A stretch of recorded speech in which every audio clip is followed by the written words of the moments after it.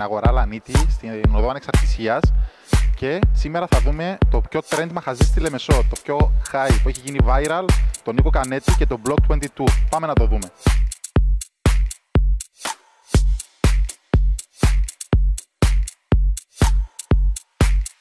Are you with me?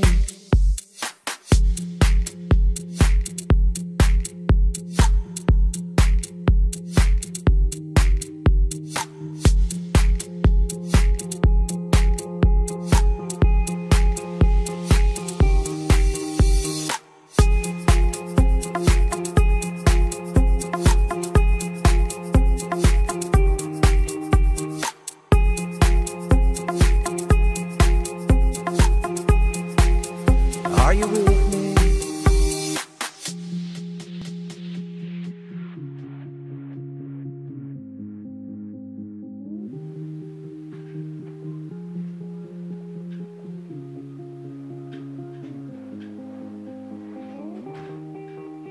I wanna dance by water beneath the Mexican sky. Λοιπόν, βρίσκουμε τον Νίκο Κανέτη, εδώ στον Block 22. Νίκο μου, θέλουμε να μας πεις ποιος είναι ο Νίκος Κανέτη, ποιος είναι αυτός ο Block Boy που έχει ταράξει τα νερά της Λεμεσού. Κατάγομαι από τη Λεμεσό, είμαι 26 χρονών. Τελείωσα Οικονομικές Επιστήμες στο Πανεπιστήμιο Μακεδονίας, στη Θεσσαλονίκη.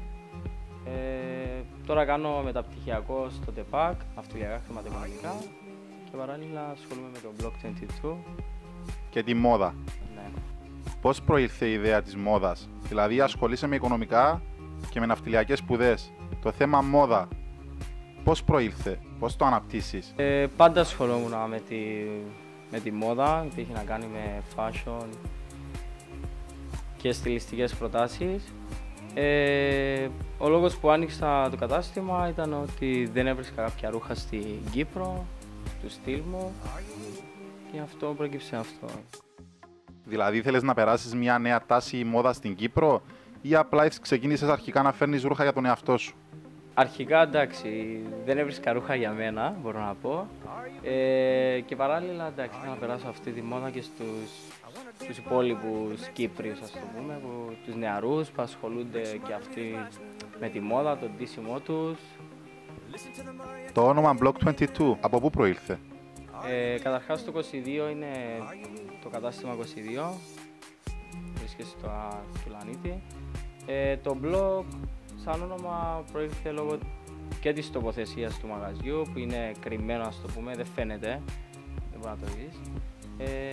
Και είναι περισσότερο παρέα και είμαστε blockers.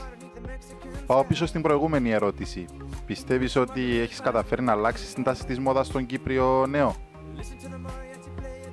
Πιστεύω σε ένα σημείο πως ναι, ότι πλέον εκεί που βλέπανε τις μακριές μπλούζες και δεν τολμούσαν να φορήσουν, τώρα τολμούν περισσότερο, τις φοράνε.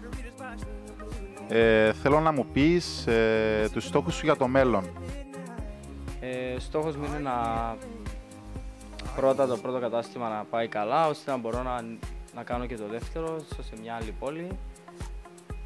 Αν και μου δόθηκε ευκαιρία, την απέρριψα γιατί δεν νιώθω έτοιμος τώρα να το κάνω. Όταν θα νιώσω έτοιμος, σίγουρα θα γίνει και αυτό. Ευχαριστούμε πάρα πολύ, Νίκο. Σου εύχομαι ό,τι καλύτερο και αναμένουμε νέα ρούχα, νέα τάση της μόδας ή παραμένεις στα ίδια? Νέες προτάσεις σίγουρα.